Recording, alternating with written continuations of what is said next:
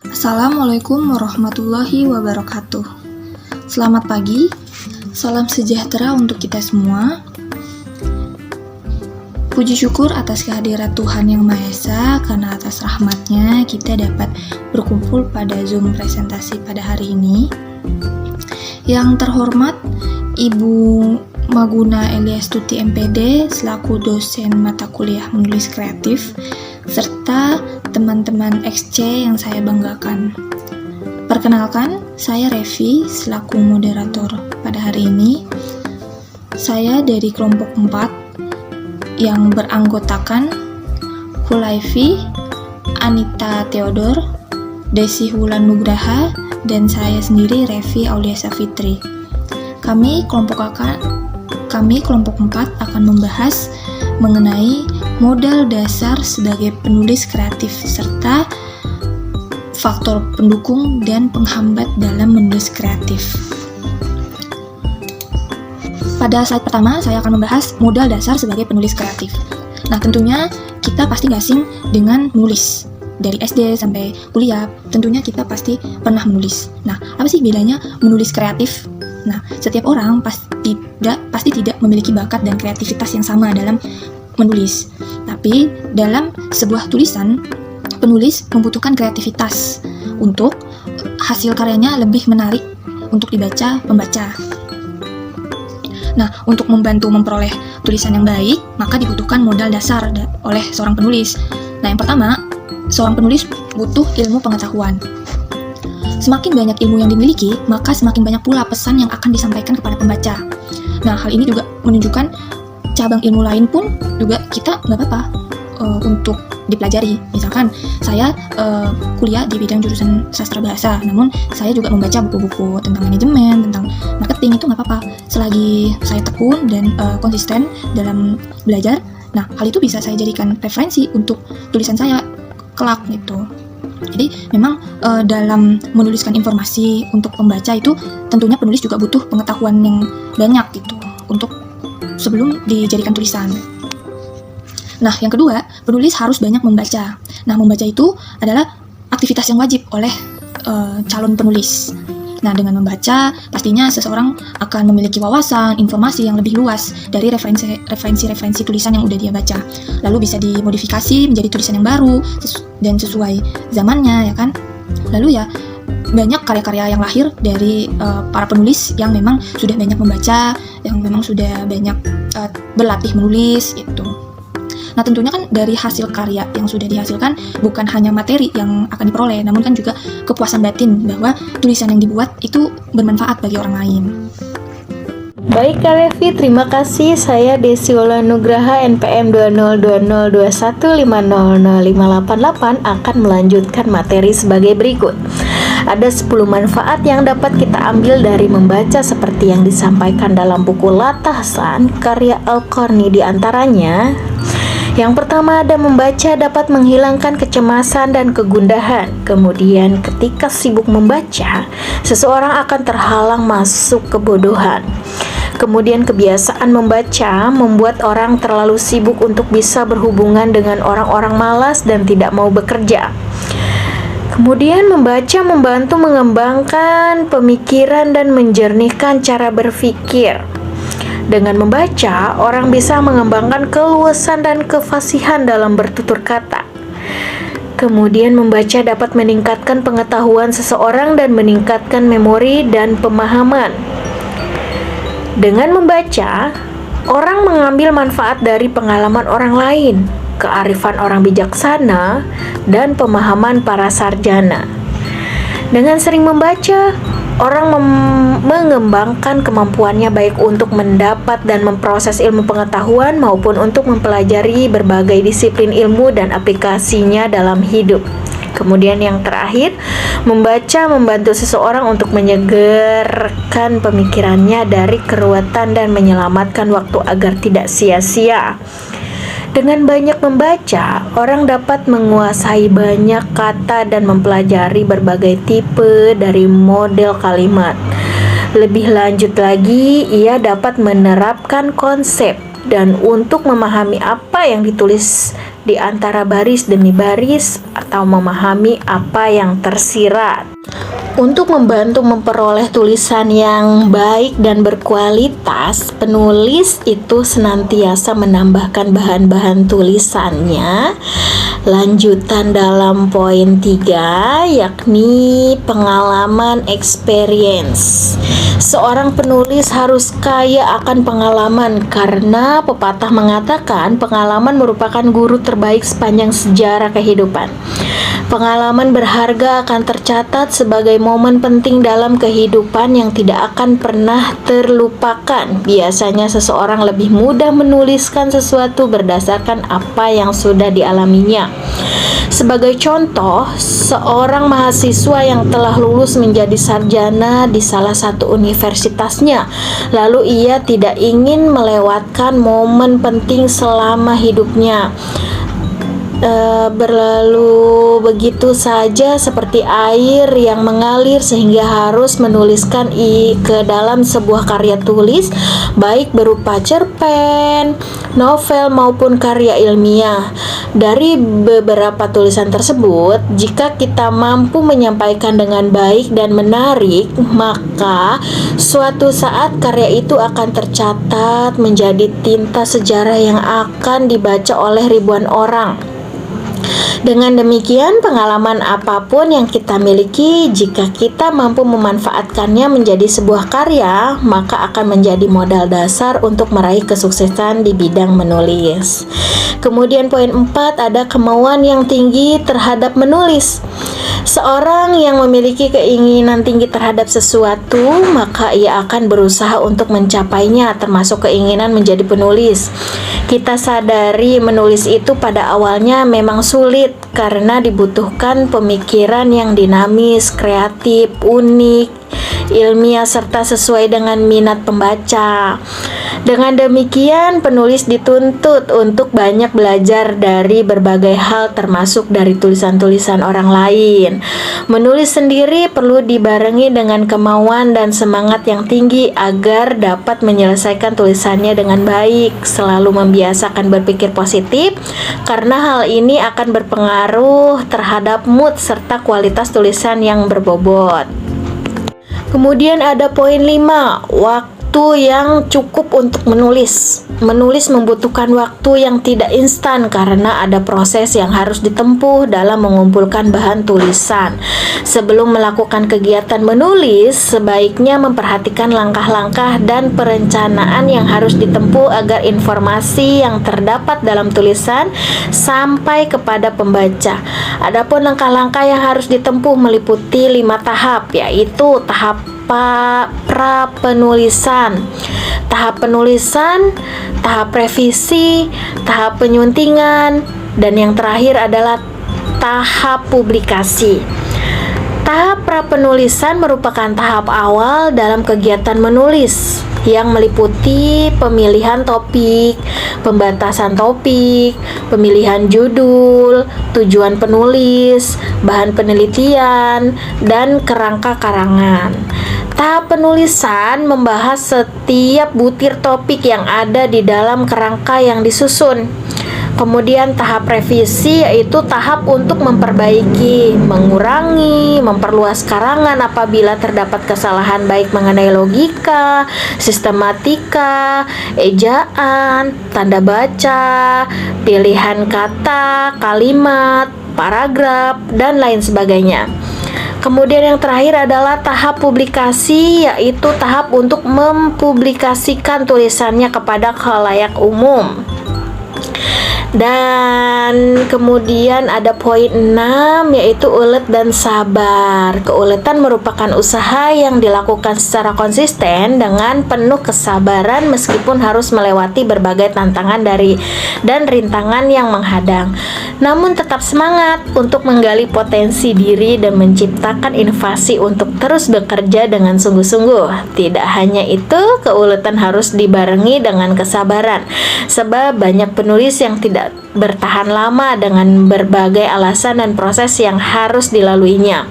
Maka untuk menghindari hal tersebut, sikap ulet dan sabarlah yang akan menjadi modal penulis sukses dan berkelanjutan. Dan yang terakhir, memiliki saran untuk menulis. Saran menjadi salah satu modal yang wajib dimiliki oleh seorang penulis seperti laptop, gadget, HP, baik milik pribadi maupun milik orang lain. Bahkan penulis pun dapat bermodalkan buku dan pulpen. Baik Kaulan, saya akan melanjutkan hasil presentasi dari Kaulan. Saya Anita Theodore dengan NPM 20202150480. Di sini saya akan membahas tentang faktor penyubur menulis kreatif. Faktor penyubur menulis kreatif diantaranya ada minat. Minat adalah kecenderungan yang tetap untuk memperhatikan dan mengenang beberapa kegiatan.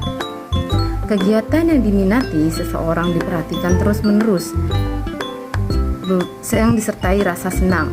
Jadi, beberapa dengan perhatian, karena perhatian sifatnya sementara dan belum tentu diikuti dengan rasa senang, sedangkan minat selalu diikuti dengan rasa senang, dan dari situlah diperoleh kepuasan. Minat sering dihubungkan dengan keinginan atau keterkaitan terhadap sesuatu yang datang di dalam diri seseorang tanpa ada paksa dari luar. Yang kedua, ada usaha kreativitas bukan suatu hal yang instan. Orang-orang yang kreatif seperti Isma Sawitri ataupun Khairil Anwar menjadi besar dan kreatif karena terus berlatih. Kreativitas ibarat tumbuhan. Ia akan terus tumbuh dan berkembang kalau dipupuk dan dirawat dengan baik. Jika pemupukan dan perawatan tidak dilakukan dengan baik, ia akan mengalami hambatan pertumbuhan dan perkembangan. Yang ketiga, percaya diri. Pengungkapan ide ini tidak boleh dibatasi oleh rasa kurangnya kepercayaan diri seseorang. Sebab, rasa percaya diri merupakan mesin penggerak utama yang seseorang dalam menulis. Yang keempat, tingkat pengetahuan. Tingkat pengetahuan ini sangat berpengaruh pada sebuah tulisan. Karena semakin banyak pengetahuan yang dimiliki, maka semakin banyak hal yang bisa kita tulis. Untuk memperoleh pengetahuan dapat dilakukan dengan cara rajin, seperti membaca. Maka dari itu, jangan menunda-menunda untuk segera membaca apa saja yang bisa menambah pengetahuan, baik itu koran, media online, buku, dan majalah. Karena setelah Anda rajin membaca, pengetahuan kita akan lebih banyak bertambah. Yang kelima, riset sebelum menulis. Riset adalah suatu proses investigasi, penulisan atau pengamatan yang dilakukan dengan tekun dan sistematis. Langkah ini bertujuan menemukan, menginterpretasikan, dan merevisi fakta-fakta sebelum memulai menulis cerita fiksi maupun non-fiksi. Riset akan membantu penulis menentukan dan mengembangkan ide. Baik, selanjutnya saya akan melanjutkan presentasi dari Kak Anita, yaitu C. Faktor penghambat menulis kreatif. Berikut ini beberapa faktor yang menjadi penghambat menulis kreatif, yaitu yang pertama, terdapat malas. Malas berarti tidak mau bekerja atau tidak melakukan sesuatu. Oleh karena itu, motivasi merupakan alat pacu yang luar biasa bagi penulis yang ingin menuangkan buah pikirannya ke dalam suatu karya. Seorang agamis mungkin yang mendorong dirinya untuk menulis ialah rasa ingin menyampaikan gagasannya sehingga bermanfaat bagi umat. Dengan menulis, seseorang yang memeluk agama yang kuat akan merasa puas karena kewajibannya terhadap Tuhan tentang dakwah telah terpenuhi. Kemudian selanjutnya, tidak tahu manfaat menulis. Seorang yang memulai menulis harus menetapkan terlebih dahulu tujuan menulis. Mengapa? Jika kita tidak tahu tujuan menulis, maka tulisan pun bisa jadi tidak bermakna karena kita tidak tahu arah tulisan kita nantinya. Menulis yang paling sederhana adalah untuk mengungkapkan isi hati. Ada beberapa orang yang tidak dapat mengungkapkan isi hati secara lisan, maka dengan menuliskannya dapat menyelesaikan masalah. Ketika dia telah menuliskan isi hatinya, kelegaan baru akan tercipta.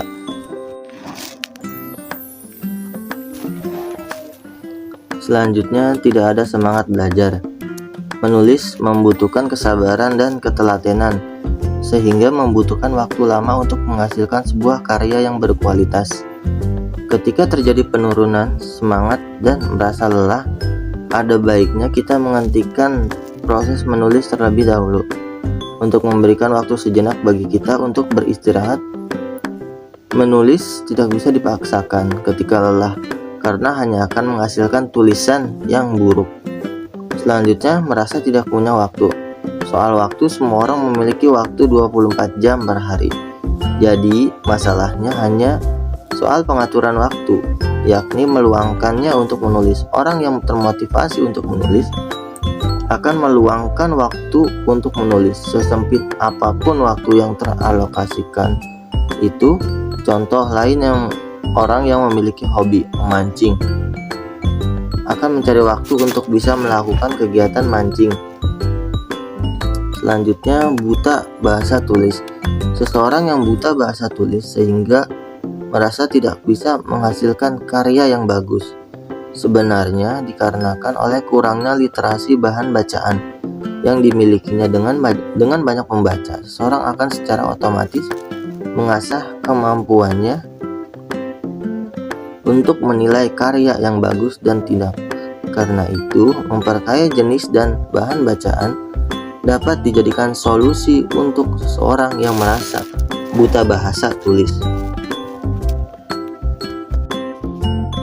Selanjutnya, terdapat merasa tidak punya ide. Seorang penulis akan dapat menulis kalau mempunyai ide.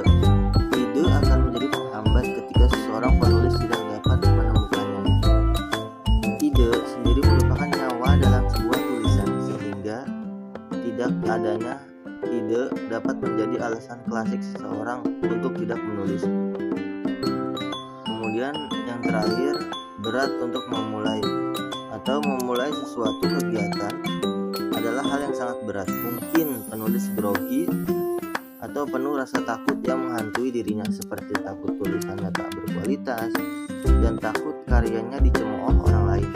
Untuk memulai menulis, penulis bisa berlatih untuk menuangkan gagasannya untuk dibaca sendiri, dan juga bisa untuk didiskusikan dengan teman, bukan untuk dipublikasikan secara umum.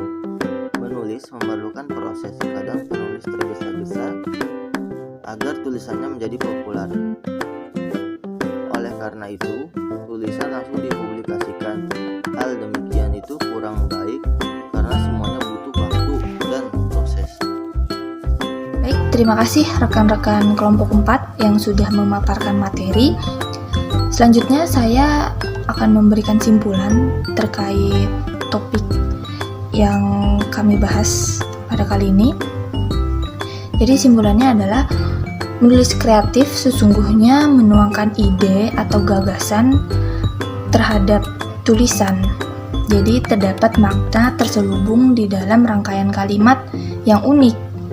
Nah, memang dalam pengaplikasian menulis kreatif itu tidak segampang menulis pengumuman atau sebuah pemberitahuan, karena tidak hanya membutuhkan konsentrasi, namun juga penulis membutuhkan kosakata yang banyak, pengetahuan yang luas, lalu juga pandai merangkai kata sehingga menjadi tulisan yang unik dan juga berasa hidup ketika dibaca.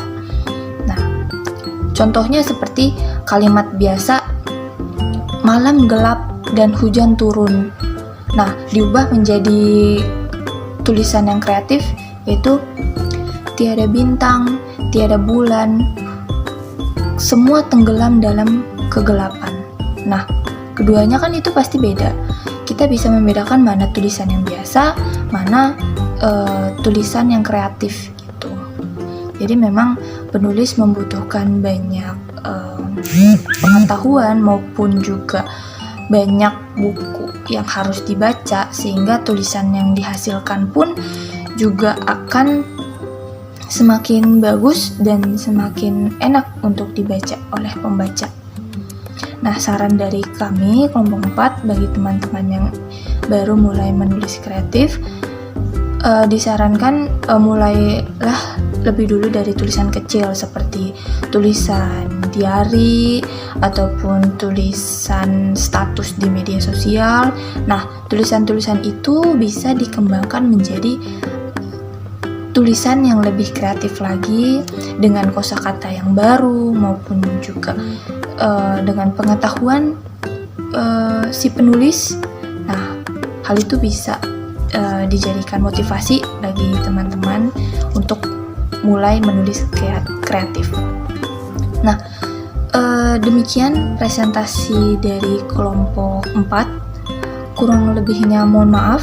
Terima kasih atas perhatiannya. Wassalamualaikum warahmatullahi wabarakatuh.